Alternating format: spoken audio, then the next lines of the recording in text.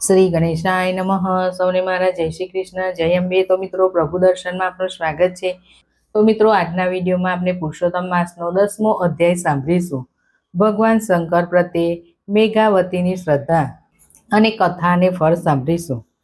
નારદજી બોલ્યા, હે નારાયણ, ક્રોધના સાગર સમા એવા દુર્વાસા મુનિએ વિપ્ર કન્યા મેઘાવતીને ચિંતામુક્ત કરવા માટે શું કહ્યું તે મને કહો. ત્યારે નારદજી બોલ્યા, હે નારદ, દુર્વાસા મુનિએ મેઘાવતીને જે કહ્યું તે હું તમને સંભળાવું છું, તે તમે સાંભળો. દુર્વાસા મુનિએ મેઘાવતીને આશ્વાસન આપતા કહ્યું, હે સત્યધર્મી, તારા દુઃખનું નિવારણ થાય તેવો સરળ ઉપાય બતાવું છું. આ મહિનો ચાલે છે, તેનાથી ત્રીજો માસ આવશે. તે પુરુષોત્તમ માસ એટલો પાવનકારી છે કે તે મહિનામાં તીર્થ વિશે સ્નાન કરનાર બ્રહ્મ હત્યાના પાતકમાંથી છૂટે છે.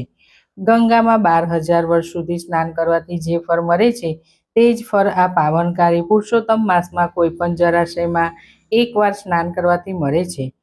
પુરુષોત્તમ માસના અધિષ્ઠાતા દેવ ભગવાન પુરુષોત્તમ છે, જે શ્રી કૃષ્ણને વહાલો અને પુરુષોત્તમ માસ છે. એટલે પુરુષોત્તમ માસમાં વ્રત કરનાર, સ્નાન, ધ્યાન અને દાન કરનાર ઉપર ભગવાન પુરુષોત્તમ હંમેશા પ્રસન્ન રહે છે. શુદ્ધ ભાવથી ભગવાન પુરુષોત્તમનું વ્રત કરવાથી જે ઈચ્છા હોય તે પૂરી થાય છે. હું પણ આ પુરુષોત્તમ વ્રત કરું છું. આ સાંભળી શાંત થયેલી મેઘાવતી વચમાં જ બોલી ઉઠી, હે મુનિવર્ય, આપ જીવાને પણ વ્રત કરવું પડે છે, તેનું કારણ શું તે મને કહો.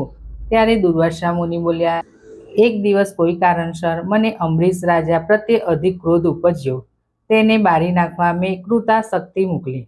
અંબરીશ રાજા મારા ક્રોધને જાણતો હતો, તેથી તે ક્રોધથી બચવા ભગવાન વિષ્ણુનું સ્મરણ કરી લીધું. ભગવાને તેને ઉગારવા પ્રકાશના પુંજ વેરતું સુદર્શન ચક્ર મારી સામે મોકલ્યું, પણ મેં મોકલેલી કૃતાશક્તિથી જવારાઓને સુદર્શન ચક્રે ટાળી દીધું. પછી તે ચક્ર મને મારી નાખવા મારી તરફ વળ્યું, પણ હું પવિત્ર પુરુષોત્તમ વ્રત વિધિપૂર્વક કરતો હતો. તેના પ્રતાપે સુદર્શન ચક્ર મને કાંઈ કરી શક્યું નહીં અને તેને પાછા વળી જવું પડ્યું. સુદર્શન ચક્ર એવું છે કે તે ધારે તો પરવારમાં જ 3 લોકને બાળીને ભસ્મ કરી નાખે. તેવું સબળ શસ્ત્ર મારી આસપાસ ફરી મને જરાય આંચ લગાડ્યા વગર પાછું ફર્યું. ત્યારે મને લાગ્યું કે હું જે પુરુષોત્તમ વ્રત કરું છું તેના પ્રભાવથી તે પાછું ફરી ગયું છે. આવું પવિત્ર પુરુષોત્તમ વ્રત તું કરજે, જેથી તારી મનોકામના પૂર્ણ થાય. આટલું કહી દુર્વાસા મુનિ મૌન સેવી મેઘાવતી સામે જોઈ રહ્યા. ત્યારે મેઘાવતી કંઈક વિચારીને બોલી, હે મુનિશ્રેષ્ઠ, આપનું કહેવું સાંભળી મને અચરજ થાય છે. દેવોમાં ગણપતિ, સૂર્ય, શંકર સર્વને આરાધવાથી પ્રસન્ન થઈને મનવંચિત ફળ આપે છે. તે બધાને મૂકીને તમે મને મળમાસને આરાધવાનું કેમ કહો છો અને તેની આટલી બધી મહત્તા કેમ કહો છો? મને ભગવાન શંકર ઉપર અપાર શ્રદ્ધા છે, એટલે હું નિરંતર તેમનું સ્મરણ કરું છું, તેમની પ્રાર્થના કરું છું. તેઓ જ મારી વિટંબણા દૂર કરશે. વળી દેવોમાં વિષ્ણુ પણ સંકટ હરતા છે અને ઉમાપતિ શંકર તો મારા હૃદયમાંથી ખસતા જ નથી. જેના ઉપર મને પૂર્ણ શ્રદ્ધા છે તેને ત્યજી હું અન્યને ભજું તે કેમ બને? મેઘાવતીના આવા વચનો સાંભળી ક્રોધે ભરાયેલા દુર્વાસા મુનિ લાલચોળ થઈ ગયા. તેઓ સમજતા હતા કે શ્રી પુરુષોત્તમનું મહાત્મ્ય મોટા ઋષિ મુનિઓ સમજી શક્યા નથી, તો આ અલ્પબુદ્ધિવાળી સ્ત્રી મેઘાવતી શું સમજી શકે? તેમને કહ્યું, હે હીનભાગી મેઘાવતી, તે પવિત્ર પુરુષોત્તમ માસની અવગણના કરી તેનો તિરસ્કાર કર્યો તે સારું નથી કર્યું. તેનું કટુફળ તારે આ જન્મમાં કે આવતા જન્મમાં ભોગવવું જ પડશે. તારું ભાગ્ય સારું નથી, તેથી જ તને આવું સૂઝ્યું છે. જેવું તારું ભાગ્ય, એમ કહી દુર્વાસા મુનિ ત્યાંથી બદ્રિકાશ્રમ જવા નીકળી પડ્યા. પુરુષોત્તમ માસને નિંદવાથી અને તેની અવગણના કરવાથી મેઘાવતીનું વદન ઓછું થઈ ગયું. તેને ભગવાન શંકરને આરાધવાનો મનમાં દ્રઢ નિશ્ચય કરી લીધો. ઇતિ શ્રી બૃહદીય નારદીય વિશે પુરુષોત્તમ મહાત્મ્યમાં અધ્યાય 10 સમાપ્ત. હવે સાંભળીશું કથા. એક ગામમાં એક મોટા પરિવાર સાથે બ્રાહ્મણ રહેતો હતો. તે ધર્મપ્રેમી હતો. બ્રાહ્મણને ધર્મ પ્રત્યે અખૂટ શ્રદ્ધા હતી. તે સંપત્તિથી સુખી ન હતો, પરંતુ સંતતિ માટે પ્રભુની કૃપા ઉતરી હતી.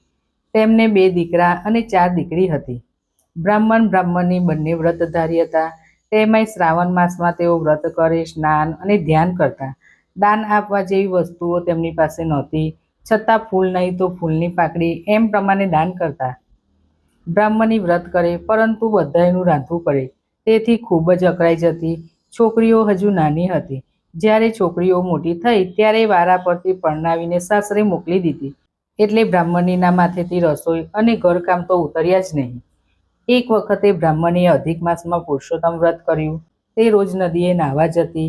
આવીને ભગવાન પુરુષોત્તમને પ્રાર્થના કરતી, હે ભગવાન પુરુષોત્તમ, હું શ્રદ્ધાથી તમારું વ્રત કરું છું, પરંતુ રાંધવાની માથાકૂટને લઈને તમારું નામ લઈ શકતી નથી. મને તેનું બહુ દુઃખ થાય છે. જો આ પુરુષોત્તમ મહિનામાં કોઈ મને રસોઈ કરી આપનારું હોય અને ખાવા તૈયાર મળતું હોય તો હું કોઈ ચિંતા વગર આપની મારા ફેરવ્યા કરું. બ્રાહ્મણ પણ આવી જ વિનંતી કરતો હતો. ભગવાને બંનેની પ્રાર્થના સાંભળી. તેમને બ્રાહ્મણને સ્વપ્નમાં કહ્યું, હે ભક્ત, તમે પતિ પત્ની અધિક માસમાં મારી આરાધના કરો છો, તેથી હું તમારા પર પ્રસન્ન થયો છું.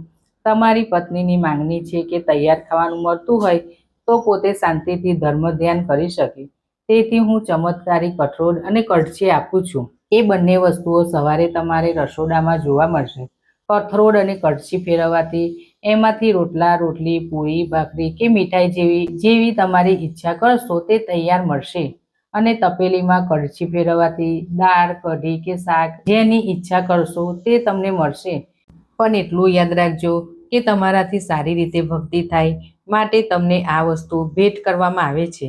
તેનો અયોગ્ય ઉપયોગ કરતા નહીં. ધનની લાલચથી કોઈને આપશો તો દોષિત ઠરશો અને બંને વસ્તુઓ કાર્ય કરતી અટકી જશે. બ્રાહ્મણે કહ્યું, હે ભગવાન, અને તે આગળ કંઈક બોલવા જાય તે પહેલાં તો તે ઝબકીને જાગી ગયો અને સ્વપ્નની વાત તેને યાદ આવી રહી હતી, તેથી તે પછી સૂતો નહીં. આખી રાત ભગવાન પુરુષોત્તમના નામની માળા ફેરવતો બેસી રહ્યો. સવારે બ્રાહ્મણી ઉઠી એટલે તેને સ્વપ્નની વાત સંભળાવી. બંને હરખભેર રસોડામાં ગયા તો ત્યાં સોનાની કથરોટ અને ચાંદીની કડછી પડી હતી. બંને સમજી ગયા કે પુરુષોત્તમ પ્રભુએ તેઓની પ્રાર્થના સાંભળી છે. હવે બ્રાહ્મણીને ચૂલો સળગાવવાની જરૂર નહોતી, તેથી તેને બ્રાહ્મણને કહ્યું, ચાલો આપણે નદીએ નાહીને આવીએ અને ઘરે આવીને પ્રભુ સ્મરણ કરીશું. પછી કથરોટ અને કડછીની મદદથી ખાવાનું તૈયાર કરી એકટાણું કરીશું. જીવનમાં પહેલીવાર બ્રાહ્મણીને આજે હાશકારો થયો. બંને નદીએ નાહવા ગયા. પછી ઘરે આવીને પ્રભુનું નામ દઈને બ્રાહ્મણી રસોડામાં ગયા અને સોનાની કઠોળ અને રૂપાની કડછી લઈને નીચે બેઠા. બ્રાહ્મણીએ પુરુષોત્તમ ભગવાનનું નામ લઈ લાડવાની ઈચ્છા વ્યક્ત કરી. કઠોળ ઉપર લુગડું ઢાંક્યું અને લુગડાને સહેજ ખસેડી કઠોળમાં કડછી ફેરવા માંડી. પછી કડછી બહાર કાઢી લુગડું ઉઠાવીને જોયું તો કઠોળ લાડવાથી ભરાઈ ગઈ હતી. પછી એક તપેલી ઉપર લુગડું ઢાંકી દાળની ઈચ્છા વ્યક્ત કરી, એટલે આખી તપેલી સ્વાદિષ્ટ દાળથી ભરાઈ ગઈ. આવી રીતે બીજી તપેલીમાં કડછી ફેરવી બટાકાના શાકની ઈચ્છા કરી, એટલે તપેલી શાકથી ભરાઈ ગઈ. આ રસોઈ તૈયાર જોઈ બ્રાહ્મણી હરખનો પાર ન રહ્યો. ખરેખર ભગવાન પુરુષોત્તમ તેમના પર પ્રસન્ન થયા હતા અને દેવી વસ્તુઓ તેમને ભેટ ધરી હતી. પછી 4 થાળીમાં બધું પીરસી બંને છોકરાઓને જમવા બોલાવ્યા. છોકરાઓ તો ઘીથી લથપથતા લાડવા જોઈને નાચવા કૂદવા લાગ્યા. બધાએ પેટ ભરીને ખાધું. ઘરમાં ચૂલો સરકતો નહીં અને રોજ જાત જાતનું ખાવાનું મળતું હતું, તેથી બંને ચાલાક છોકરાઓ આશ્ચર્યમાં પડી ગયા. આવું રહસ્ય જાણવા તેઓ એક દિવસ રસોડાના ઉપરના ભાગમાં કાતરિયામાં ભરાઈ બેઠા તો તેમને કઠોળ અને કળછીનું રહસ્ય જાણવા મળ્યું અને આ વાત છોકરાઓ મારફતે આડોશ પાડોશમાં ફેલાઈ ગઈ.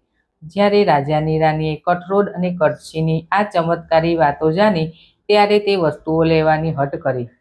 રાજાએ બ્રાહ્મણીને કથરોડ અને કડછી વિશે પૂછ્યું તો કહ્યું, હે અન્નદાતા, અમારા ઉપર ભગવાન પુરુષોત્તમે કૃપા કરીને આ વસ્તુઓ અમને પ્રસાદી તરીકે આપી છે, તે અમારાથી કોઈને આપી શકાય નહીં. આ સાંભળી રાજા ક્રોધે ભરાયો અને પ્રધાનને તેમના હાથમાંથી કથરોડ અને કડછી આંચકી લેવાનો હુકમ કર્યો, પરંતુ તે લેવા જતાં પ્રધાનના પગ જમીન સાથે એવા જકડાઈ ગયા કે તેનું હલન ચલન અને બોલવાનું બંધ થઈ ગયું. અને રાજા પોતે લેવા માટે સિંહાસન ઉપરથી ઉઠવા જાય છે ત્યાં તે સિંહાસન સાથે ચોંટી ગયા. તેના હાથ પગ અકળાઈ ગયા, માત્ર બોલી શકાતું હતું. રાજાએ તરત જ રાણીને બોલાવી. રાજા અને પ્રધાનની આવી દશા જોઈને રાણીને ભાન થયું કે ભગવાને કોઈને આપેલી વસ્તુ પડાવી લેવાની ઈચ્છા કરીએ તો આ ફળ મળે છે. તેને બ્રાહ્મણીને કહ્યું, તમારી વસ્તુઓ અમને જોઈતી નથી, એ તમારા ભાગ્યની વસ્તુ છે, તો તમે ભોગવો અને ભગવાનને પ્રાર્થના કરો કે મારા પતિ અને આ પ્રધાનને અસલ સ્વરૂપમાં લાવી દે. બ્રાહ્મણે આંખો મીચીને ભગવાન પુરુષોત્તમનું ધ્યાન ધર્યું અને રાજા અને પ્રધાનને હાલતા ચાલતા કરવા માટે હૃદયપૂર્વક પ્રાર્થના કરી. તે સાથે રાજા અને પ્રધાન પહેલા જેવા થઈ ગયા. રાનીએ પુરુષોત્તમ ભગવાનનો જય જયકાર બોલાવ્યો. પછી બ્રાહ્મણે બધાને પુરુષોત્તમ મહાત્મ્ય કહી સંભળાવ્યું. આથી બધાએ પુરુષોત્તમ ભગવાનનો જય જયકાર બોલાવ્યો. પછી રાજાએ બ્રાહ્મણને સોના મહોરો બક્ષિસ આપી બ્રાહ્મણીને કિંમતી વસ્ત્રો અને અલંકારો ભેટ આપ્યા. એ બંનેને માન સહિત તેમના ઘરે પહોંચાડી દીધા. ત્યારથી રાજા રાની પણ અધિક માસમાં સ્નાન, ધ્યાન ને દાન કરવા લાગ્યા અને તેઓ પરમ કૃપાળુ પુરુષોત્તમ ભગવાનની પ્રસન્નતાને પામ્યા. બ્રાહ્મણી હવે જિંદગી સુધી ચાલે તેટલું ધન મળ્યું હતું. તેથી પુરુષોત્તમ ભગવાનને પ્રાર્થના કરી કે પ્રભુ, તમારી ભેટ પાછી લઈ લો. તે અમારી પાસે હશે તો ક્યારેક અનર્થ થઈ જશે. અને તે સાથે કથરોડ અને કડછી અદૃશ્ય થઈ ગયા. હે ભગવાન પુરુષોત્તમ, તમે જેવા બ્રાહ્મણ અને બ્રાહ્મણીને ફર્યા તેવું તમારું વ્રત કરનાર, કથા વાંચનાર, સાંભળનાર સૌ કોઈને ફરજો. બોલો શ્રી પુરુષોત્તમ ભગવાનની જય. લક્ષ્મીપતિ નારાયણની જય. ઉમાપતિ ભગવાન ભોળાનાથની જય. તો મિત્રો, તમને આ મારો વિડીયો પસંદ આવ્યો હોય તો લાઈક, શેર જરૂર કરજો. સૌને મારા જય શ્રી કૃષ્ણ.